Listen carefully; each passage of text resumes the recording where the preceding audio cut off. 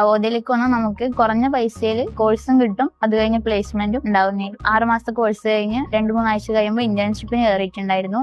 Malappuram CH സെന്ററിലെ ഇന്റേൺഷിപ്പിന് കയറിയിട്ടുണ്ടായ 3 മാസത്തെ internship കഴിഞ്ഞ് ഒരാഴ്ച കഴിയുമ്പോഴേക്ക് ജോബും സെറ്റ് ആക്കി തന്നിട്ടുണ്ടാവും. അത് തന്നെ ഇപ്പം 2 ആഴ്ചയായിട്ട് ട്രിവാൻഡ്രത്ത് ഒരു സ്കിൻ കെയർ ക്ലിനിക്കിൽ ഈസി ആയിട്ട് വർക്ക് ചെയ്യുന്നുണ്ട്. ഞാൻ കാസർഗോഡ് നീലേശ്വരത്താണ് താമസിക്കുന്നത്.